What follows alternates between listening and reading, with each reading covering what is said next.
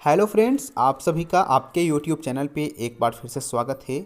और आज इस वीडियो में हम बात करने जा रहे हैं बिहार सरकार की तरफ से खाद्य एवं उपभोक्ता संरक्षण विभाग के अंदर में यहाँ पर सहायक लेखक पदाधिकारी, सहायक प्रबंधक, लेखापाल, गुणवत्ता नियंत्रक एवं निम्न वर्गीय लिपिक यानी कि लोअर डिवीजन क्लर्क के लिए यहाँ पर फॉर्म निकाला गया है।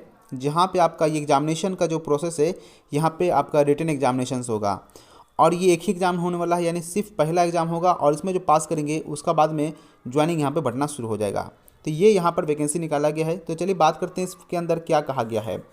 तो यहाँ पर देखेंगे सबसे पहले जो पोस्ट है, कौन सा पहला पोस्ट है, तो यहाँ पे देख पा रहे हैं सहायक प्रबंधक का है, जहाँ पर 262 सीटें निकाली गई हैं। लेवल 7 का पेमेंट है। यहाँ पर क्वालिफिकेशंस क्या चाहिए, तो कहा गया है किसी भी पास विश्वविद्यालय से जिसका मान्यता प्राप्त AICTE होना चाहिए। और यहाँ पे लिखा कि आपका मास्टर इन बिजनेस एडमिनिस्ट्रेशन यानी कि MBA कंप्लीट होगा तो आप फॉर्म अप्लाई करेंगे, या अगर अब ये नहीं है तो कम से कम पोस्ट ग्रेजुएशन आपका डिप्लोमा होना चाहिए बिजनेस मैनेजमेंट के अंदर, तो आप इस फॉर्म का अप्लाई करेंगे। इसके बाद ये भी लिखा गया है कि पोस्ट ग्रेजुएट अगर डिप्लोमा है आपका बिजनेस मैनेजमेंट के अंदर से लेकर post graduate diploma in management में अगर आपका नाम है तो आप इस फॉर्म को अप्लाई कर सकते हैं। ठीक है, यहाँ पे ये बताया जा रहा है। और साथ में यहाँ पे ये भी मेंशन किया गया है कि इसमें जो भी शैक्षणिक योग्यता बताई गई है, यानी कि MBA के बारे में कहा गया है, या PGDBM की बात कहा गया है, या PGDM की बात कर रहा है, तो अगर ये क्वालिफिकेशंस के अलावा अगर और अदर क्वालिफिकेशन है तो आप इस फॉर्म को अप्लाई नहीं करेंगे। यहाँ पर लिखा शैक्षणिक योग्यता में निर्धारित डिग्री के अलावा किसी भी समकक्ष या डिग्री के परिवर्तित नाम के आधार पर मान्यता नहीं होगी। तो जो MBA है और PGDBM जो यहाँ पर है, इसका नाम बदलकर PGDM कहा कर गया था। पहले PGDM था, नाम बदल के PGDBM कर दिया गया है। अगर यही सर्टिफिकेट आपके पास है, उसके अंदर मेंशन किया हो, तभी आप इस फॉर्म का अप्लाई करेंगे। ऐसा नहीं है कि जो MBA के अलावा कोई अदर नाम है उसका या उसकी इक्विवेलेंट है तो आप उसमें घुसा दिए, जैसे कि MA, MSc, MCOM, वो इसमें अप्लाई नहीं करेंगे। इसके बाद दूसरा पोस्ट है सहायक लेखा पदाधिकारी का, जिसमें टोटल 20 सीट है। लेवल 7 का पेमेंट है, जिसमें लिखा गया कि चार्टर्ड अकाउंट होना चाहिए।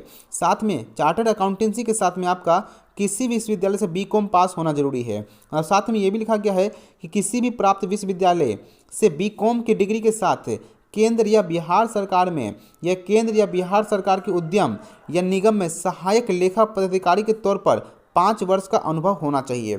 तो आपके पास ये और ये यहाँ पे क्वालिफिकेशंस को बताया गया है।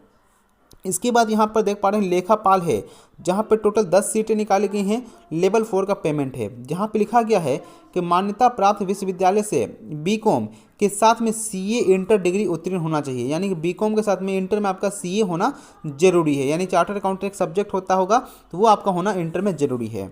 इसके बाद यहाँ पे है गुणवत्ता नियंत्रक। तो यहाँ पे देख पा रहे हैं, यहाँ पे 101 सीट है। लेवल 4 का पेमेंट है।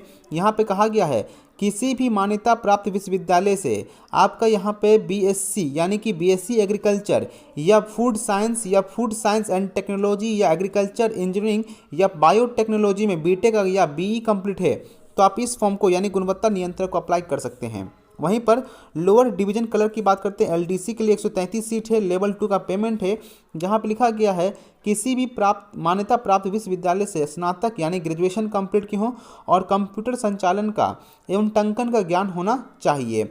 यानी कि जो लोअर डिवीजन क्लर्क है ना, इसमें सिर्फ अगर BA, BSc, BCom जो भी कंप्लीट होगा आपका और आपको कंप्यूटर का नॉलेज भी है, टाइपिंग का भी, तो आप इस फॉर्म का अप्लाई कर सकते हैं। और यहाँ लिखा गया है ऊपर अंकित पदों की संख्या में जैसा जरूरत होगा उस प्रकार से परिवर्तन भी किया जा सकता है। अगर हम बात करते हैं कैटेगरी वाइज, आप देख पा रहे होंगे यहाँ पर सभी का रोस्टर बना दिया गया है कि किस पोस्ट के अंदर कितनी कौन कैटेगरी में सीट यहाँ पे बताया गया है। जैसे सहायक प्रबंधक देख पा रहे हैं तो सभी कैटेगरी के अंदर यहाँ पे मेंशन किया जा रहा है।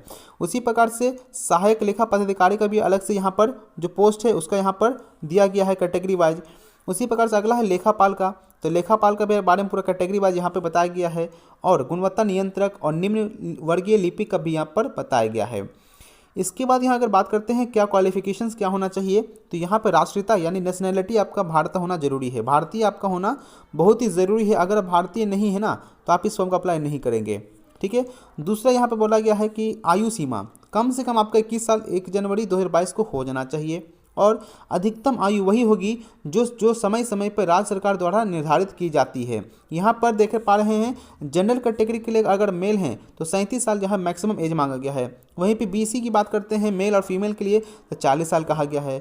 वहीं पे फीमेल की बात करते हैं जनरल कैटेगरी के लिए, उनके लिए यहाँ पर 40 साल कहा गया है। और SC ST मेल और फीमेल की बात करते हैं तो उनके लिए 42 साल कहा गया है। और ये जितनी भी छूटें जो रहेगी वो सभी किसको मिलेगा, तो बिहार के जो भी निवासी होंगे ना उन्हीं को मिलेगा। ऐसा नहीं है कि जो अदर स्टेट के होंगे तो उनको यहाँ पे एज में छूट मिलेगा, ऐसा नहीं है। इसके बाद यहाँ पे जो कैटेगरी जो फिजिकल हैंडीकैप में आते हैं उनको यहाँ पे 10 साल का एक्स्ट्रा छूट मिलेगा। मान लीजिए कोई बच्चे SC में आते हैं और वो फिजिकली हैंडीकैप भी हैं तो उनको कितना साल का छूट मिलेगा, तो उनको यहाँ पर जो 37 साल है ना उसमें आप 15 साल जोड़ लीजिएगा तो उनका वहाँ पे छूट मिलेगा। वहीं पर अगर OBC से PWD में आते हैं फिजिकली हैंडीकैप हैं तो आपको 37 साल में यहाँ पे 12 साल यहाँ पे क्या करना है, जोड़ देना है। ठीक है, अगर आप फिजिकली हैंडीकैप में आते हैं और जनरल कैटेगरी में आते हैं तो यहाँ पे आपको 10 साल का छूट डायरेक्टली मिलेगा, तो डायरेक्टली आप 47 साल तक वाले इसको अप्लाई कर सकते हैं। तो यहाँ पे जो है आपका एज के बारे में बता दिया गया है।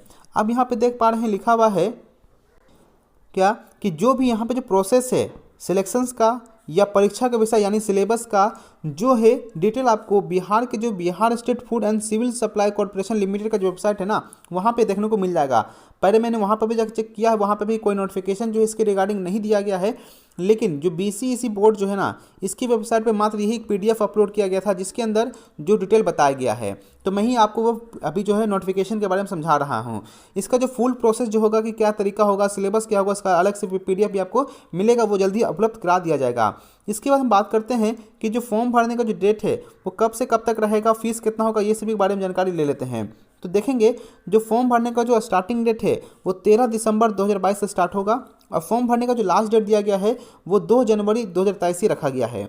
इसके बाद यहाँ पे पेमेंट करने का जो डेट है ना वो भी 31 दिसंबर 2022 तक किया गया है। उसके बाद जो रजिस्टर जो होंगे जो चलान के माध्यम से या क्रेडिट कार्ड या डेबिट कार्ड से पेमेंट करना चाहते हैं ऑनलाइन पेमेंट के लिए 2 जनवरी 2023 तक का टाइम दिया गया है।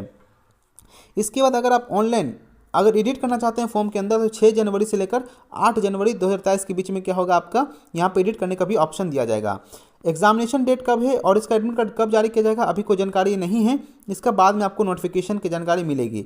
लेकिन मान के चलिए कम से कम आपको 2 महीने या 3 महीने का समय मिलेगा इसके अंदर, क्योंकि इसके पास कोई एग्जामिनेशन अभी है नहीं तो ये चाहेगा जल्द से जल्द एग्जामिनेशन जो है वो कंप्लीट करके आपको ज्वाइनिंग दिया जाए। अब यहाँ पे देखेंगे कि इंपॉर्टेंट चीज़ ये है कि फीस कितने लगेगा। तो फीस की अगर हम बात करते हैं तो यहाँ पर साफ मेंशन किया गया है फीस के लिए कि जितने भी कैटेगरी से बिलोंग करेंगे जैसे कि OBC आते हैं या EWS में आते हैं या जनरल कैटेगरी में आते हैं या BC1 में आते हैं तो उनको 1200 रुपया पेमेंट करना पड़ेगा। लेकिन कि आप किसी कैटेगरी से SC ST से आ रहे हैं और महिला अभ्यर्थी और दिव्यांग हैं तो उनको 600 रुपये यहाँ पर देना पड़ेगा। तो यहाँ पर 1200 रुपये लग रहा है और 600 रुपये आपको यहाँ पर लग रहा है। तो ये जो है पूरा तरीका का है। अब ऑनलाइन कैसे करना है इसका मैं कल वीडियो बनाऊंगा जब ये स्टार्ट होगा। तो आशा करता हूँ ये आपको समझ में आ गया होगा। अगर वीडियो अच्छा लगा हो तो प्लीज़ वीडियो को लाइक कर दीजिए, वीडियो को शेयर कर दीजिए और चैनल को सब्सक्राइब कर दीजिएगा। मिलेंगे जल्दी नेक्स्ट वीडियो में। Thank you for watching this video.